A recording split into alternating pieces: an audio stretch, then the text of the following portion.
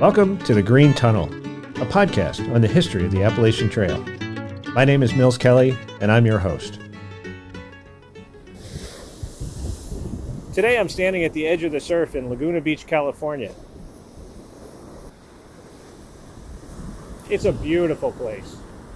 One of the most beautiful on the entire West Coast. You might wonder, what does Laguna Beach have to do with the history of the Appalachian Trail? Well, it was in Laguna that a man named Eiler Larsen spent the last 3 decades of his life and became kind of a famous local character. Based on all the research I've done, I'm increasingly convinced that Larsen was the first person to hike every step of the Appalachian Trail.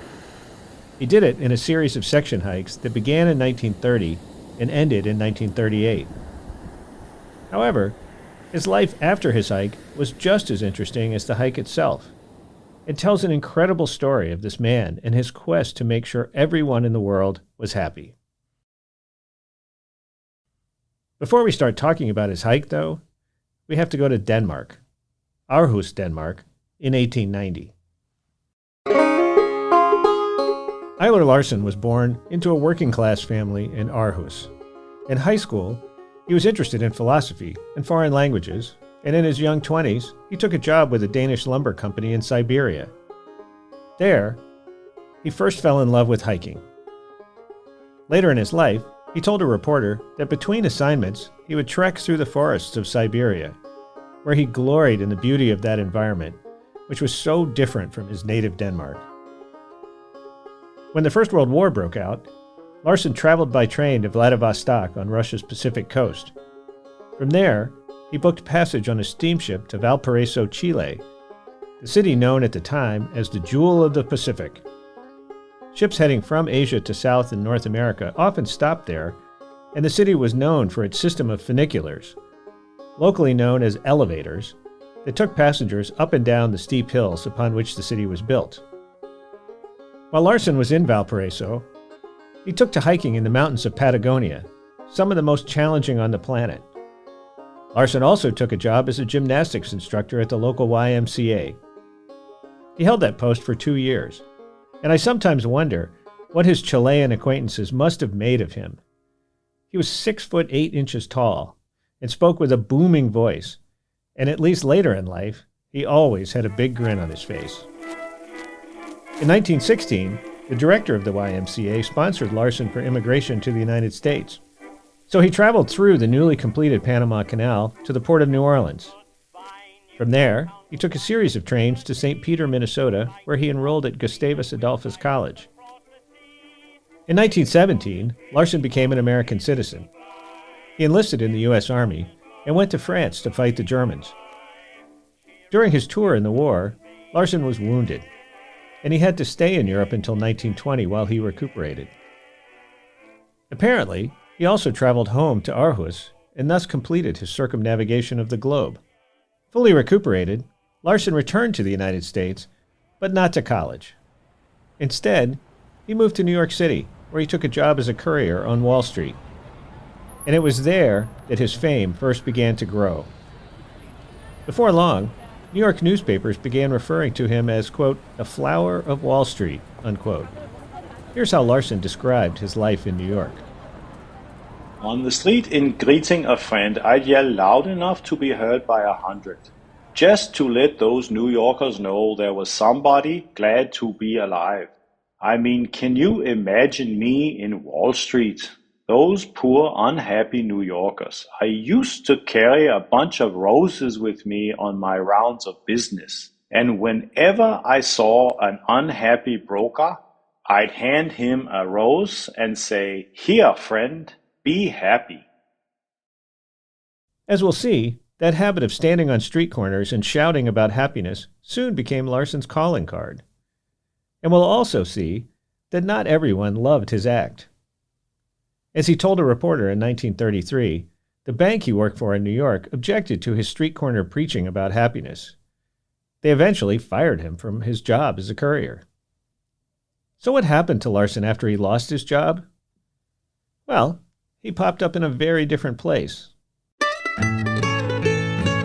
I first encountered Larsen in the archives of the Potomac Appalachian Trail Club. I was leafing through an old club scrapbook, and there was a photo of a serious-looking, shaggy man with a piercing gaze. He had signed his name across the bottom of the photograph, and because the image was so striking, I scanned it.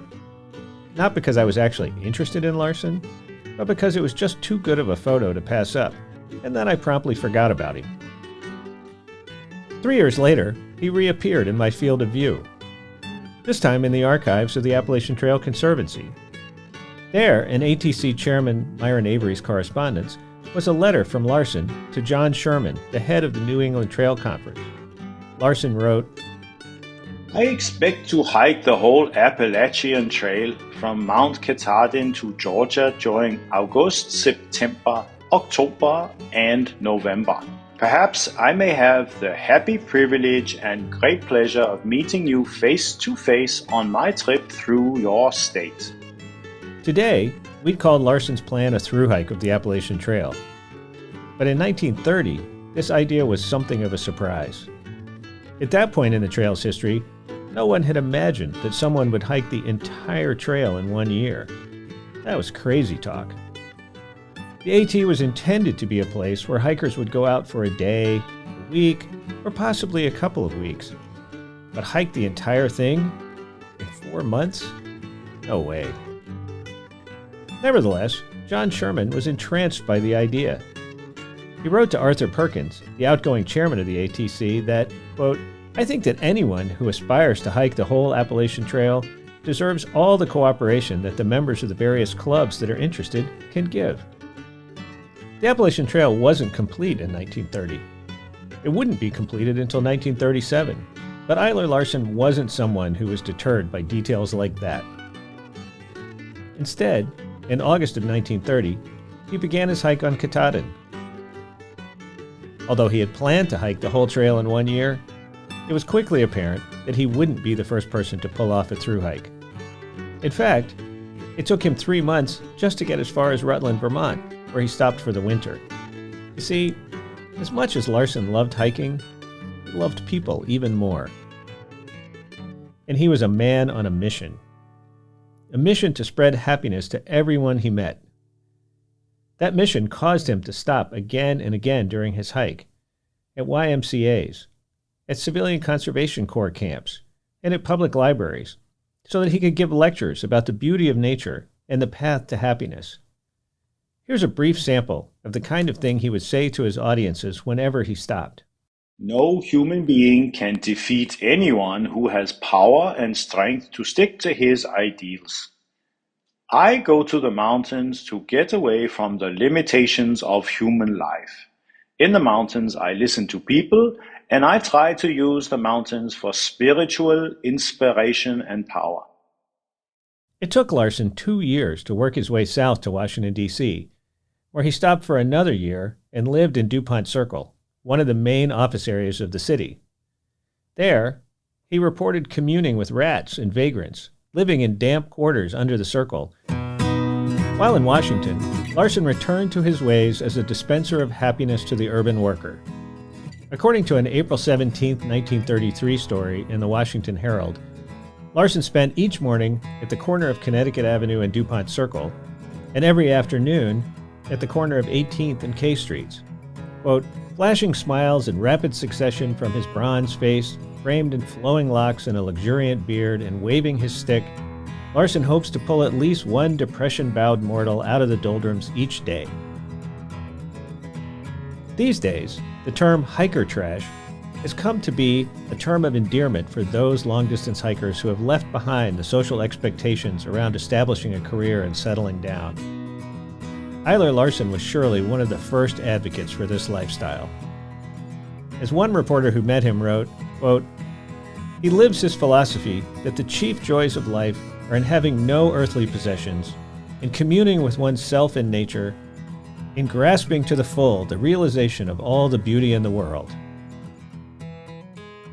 But perhaps the biggest difference between Larsen and those who today proclaim themselves as hiker trash was that Larsen stood on busy street corners in major cities and shouted out his philosophy of life.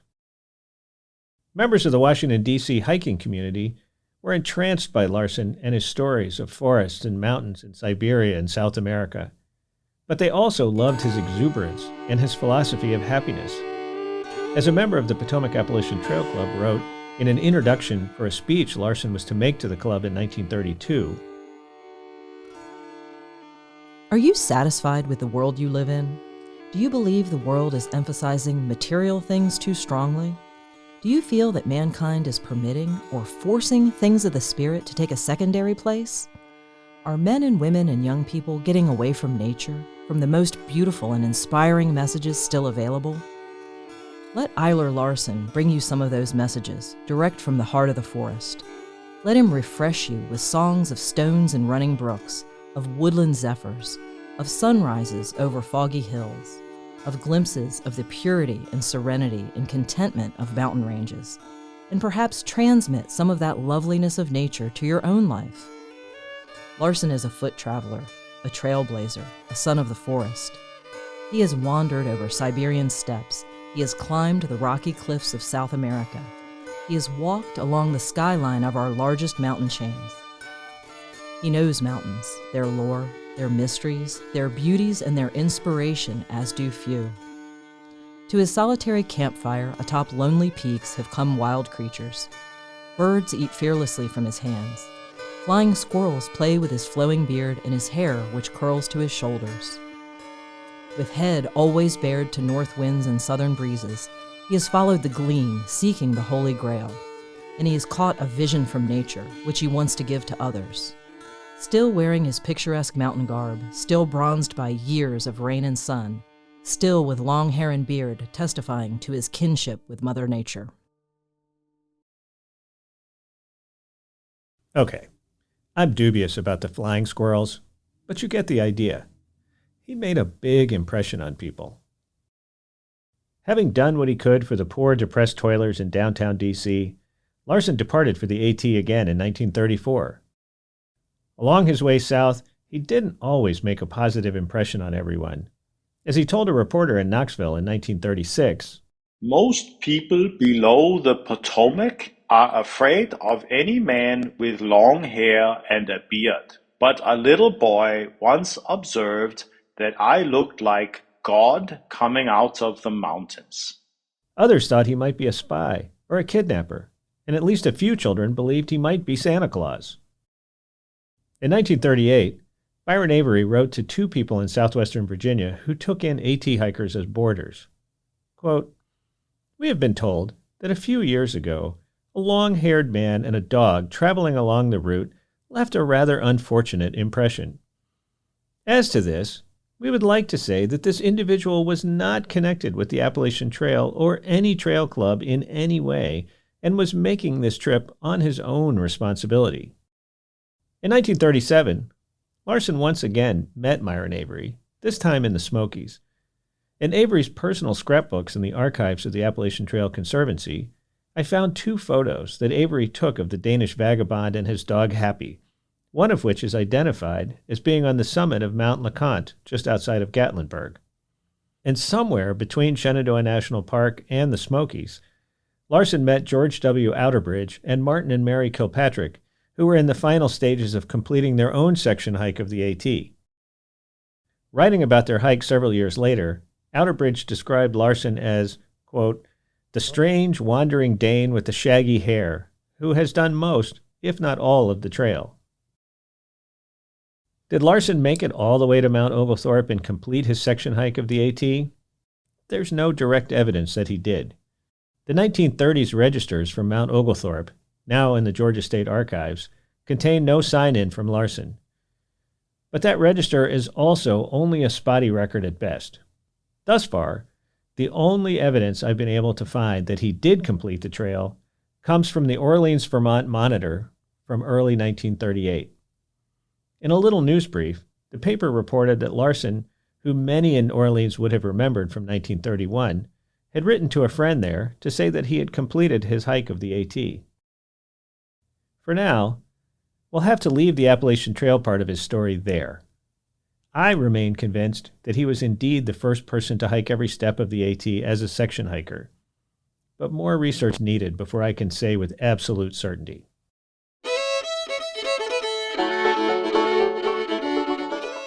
Before we get to Laguna Beach and what happened to Larsen after he left the AT, I want to let you know that this episode is the final show of our inaugural season.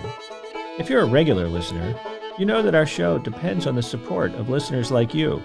And today, I want to say thank you to just a few of the people who have sent us donations in the past few months. Leslie in Alabama, Brian in Maryland, Julia in Texas, Paul in South Carolina, and Laura in Colorado. If, like these folks, you like what you hear on our show and you want to add your name to the list of those who are donating to support the work, please go to our website, greentunnel.rrchnm.org, and click on the Become a Member link in the upper right-hand corner. That will take you to a page where you can sign up for our newsletter, and there's a link to our donation page, and you can learn what types of gifts we have for our supporters. All of us on the team would really appreciate your support. Now, back to Eiler Larsen. What do you do after spending 8 years section hiking the AT? If you're Eiler Larsen, you go to Hollywood to star in movies that will make children happy. That's what he told people he was going to do anyway. There isn't any evidence that any Hollywood director was impressed enough to find a role for a tall, shaggy Danish vagabond with a booming voice and a ready smile, which is kind of too bad when you get to know Larsen a little better. He did make it to California. In 1940, he was living in Carmel, but according to local news reports, the good citizens of that city didn't appreciate him, and so he found his way to Laguna Beach. It was a hippie town. I mean, so many things have started in Laguna, from Timothy Leary and LSD and that whole scene. You meet people that have done everything. This guy invented the surfboard. This guy invented the skateboard. This guy invented the blah, blah, blah chip. Like, it's a very creative place, and it's a very high energy place. And when I was doing my research, it was amazing how many famous people came through there, from John Wayne to Betty Davis. That's Martin Uchuk, a documentary filmmaker and former Laguna Beach resident. Several years ago, he made a film that featured Larsen as one of its main characters. He just wanted to spread joy and happiness and to get people to wake up. And the way Larsen went about spreading joy in Laguna Beach was exactly the same way he did it in New York, Washington, D.C., or Knoxville, Tennessee. Sharon Thoresen grew up in Laguna Beach and remembers Larsen fondly. I interviewed her out on her deck above the Pacific Ocean. He was just part of my childhood. I guess the best word, which has been described before, his voice, he had a bombastic voice. He would stand on the corner down at Main Beach, and as people came into town, he would welcome them loudly, pointing his finger, bending over and pointing his finger and saying, "Hello there," like this, but it would be very drawn out hello there. From what I've heard through the years is a lot of children were terrified of him. And some adults, I'd say, because he was, like an odd looking character, to say the least, I guess, for those times. There are only a couple of options for getting into Laguna Beach. The best way to get there is to come down Laguna Canyon Road. That road intersects with the coastal highway right at what locals like Sharon call Main Beach. And it was at that intersection that Larsen would stand, calling out his messages of joy to passers-by. And before long, people started calling him the Greeter. Eiler Larsen wasn't the first Greeter of Laguna Beach, and he wasn't the last. A man everyone called Old Joe Lucas held that title in the 19th century, and these days, a man from Rhode Island named Michael stands, spins, and dances at the intersection of those two main roads. But Larsen was the one who people in Laguna remember today. There are restaurants named after him. His sandal-clad footprints are in a section of sidewalk near where he liked to stand. His picture seems to be just about everywhere, and there are two bigger-than-life statues of him along the coastal highway. Larsen died in 1975, but I managed to find two other people who remember him from when they were children. Johanna Ellis is a board member of the Laguna Beach Historical Society. I interviewed Johanna outside in downtown Laguna. Today, she looks back at her interactions with Larsen and laughs but when she was a little girl, she didn't love being close to him. My parents had to drive to San Diego every weekend to attend to a business they had down there. It was a 4-hour drive from Pacific Palisades. We would do it every weekend. And Laguna Beach was about a halfway stop for us, so we'd stop here and whatever. And my siblings would push me out the door whenever they saw Eiler Larsen, because he was always standing over there at the corner of Coast Highway and around Forest there on the ocean side. And they would push me toward him to get a rile out of me, and I was scared to death of him. And he would always come at me with his arms lifted above his head and yell like "Rawr!" and chase me. And I would scream, and drop whatever I was holding, and just terrified. And they wouldn't let me back in the car, and it became a common thing. And before long, it became kind of funny, but I was still always terrified of him. Mostly, though, Larsen made people smile. He made them laugh. In December, he would dress like a Danish version of Santa Claus, and he did his best to spread joy to everyone he met. As the years went by, he became a real fixture standing there on the side of the road. Eventually, the town council decided to make his status as the town's greeter official. Laguna Beach voted him in as the official greeter, so that became kind of official for him. There were people protesting to get him in. I think I have pictures of this demonstration. Following his elevation to official greeter, the Hotel Laguna, right on the beach, gave Larsen a free room just a block from where he liked to stand and wave. Local restaurants gave him meals. And I assume that he had some sort of veteran's pension that he lived on. He did a little gardening. He got paid from time to pose for local artists. But mostly, he just stood on that corner, waved, smiled, and invited people to be happy. Like Sharon, Glenna Matthews was born in Laguna Beach. Following her retirement from the history department at Stanford University, she has returned to her hometown. Her father was the editor of the local newspaper, and it was through her father that she came to know Larsen a little better than others. Eiler was a genuine, once-in-a-lifetime kind of character. From Eiler, it came from a deep place in his soul. During our interview, Glenna showed me one of her proudest possessions, a children's book that Larsen had inscribed for her and given her when she was young. She still treasures that book because it reminds her of that once-in-a-lifetime character. All of the people in Laguna Beach I spoke with who remembered Larsen kept coming back to how much he loved giving presents to children, whether it was books or candy or small amounts of pocket change. Of course, today, a 6'8" shaggy man standing on a street corner giving candy to children would probably provoke a police response. But in the 1950s and the 1960s, we were a little less suspicious. And of course, people in Laguna knew Larsen because they couldn't avoid him. He was always there at the main intersection in town, smiling, waving, and calling out messages of happiness and joy. During the worst of the COVID quarantine, one of my students, Donnell Barnardchuk, who these days is a law student, co-wrote an essay about Larsen with me for the official blog of the Appalachian Trail Conservancy. Through that work, Donnell had a lot of time to reflect on why it was that people responded to Larsen the way they did, whether it was in New York, along the Appalachian Trail, or in Laguna Beach.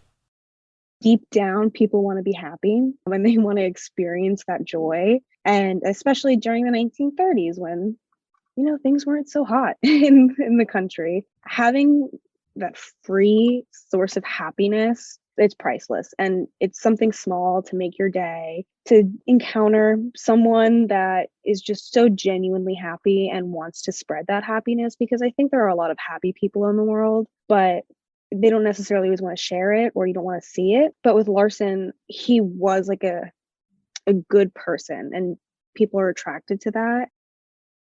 And I think it would have made Larsen very happy to know that almost 50 years after his death, studying his life has given at least one young person the kind of happiness he hoped to give to everyone. So if you don't fit the norm or what society deems normal, it's harsh. And so, I think Larsen speaks to that. It was one of his quotes. I can't remember the exact wording, but it was something about if you have your inner strength, your happiness can't be destroyed. And that quote has always kind of stuck with me since reading and studying him, because life's not easy at all. And there's a lot of things that happen to kind of throw a wrench in things. But I think knowing that Larsen had that inner strength, and knowing that, okay, if I have that inner strength, then my happiness isn't going to be corrupted either. So I think he's a big role model for me, and I want more people to know about how cool he is, because he's a cool guy. Like, he's a cool guy. In a funny casual way, with his satchel in his hand, he leans out from where he stands, then he roars and points his cane, and no greeting's quite the same. Hello there, how do you do? A mighty fine, and how are you?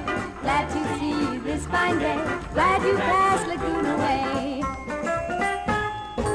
You be the surfboard! Let us have a spine! Excellent! The long-haired surfers grin, everybody waves at him.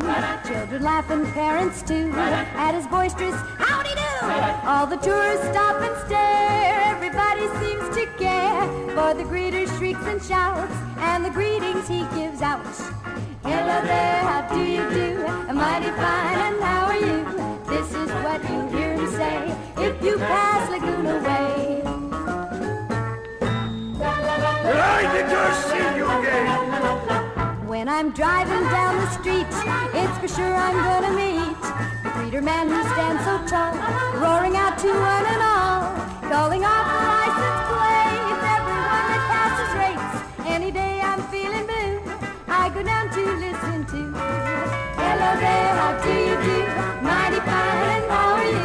Glad to see you this fine day, glad you passed Laguna Way. Glad you passed this way. Hey, you! Move along there! Hey! That's it for today. This is the final episode of Season 1 of The Green Tunnel. More than 20,000 downloads later, all of us here on the team hope that through our show, we've spread a little joy in your life as well. We want to thank everyone who has listened to the show, who has told a friend about the show, and who has posted about us on their social media. And a big shout out to those who have donated to support our show. We're so glad you've listened, so glad you keep coming back, so glad you're helping others find their way to the Green Tunnel, and so thankful for your financial support. It means the world to all of us.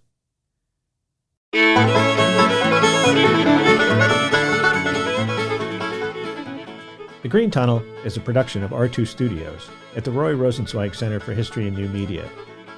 Today's episode was produced by me. Abby Mullen is our executive producer, and Jeanette Patrick did the sound design for this episode. A special thank you to Sharon Thoresen, Johanna Ellis, Glenna Matthews, and Martin Uchuk for spending time with me during my visit to Laguna Beach and for sharing their stories of Larsen. We also want to thank Mike Geiger, the president and CEO of the Association of Fundraising Professionals and a proud Danish American, for his readings of Larsen's quotations, and our own Allison Langford, who read from the PATC write-up about Larsen. Our original music is performed by Scott Miller of Stanton, Virginia, and Andrew Small and Ashley Watkins of Floyd, Virginia. This summer, we'll have a bonus episode for you about these wonderful musicians. Thanks for listening, and if you're out on the Appalachian Trail this summer, keep an eye out for the Green Tunnel team. We'll be there doing some trail magic, meeting with our podcast ambassadors, and interviewing hikers in the wild. Stay safe, and we'll see you soon.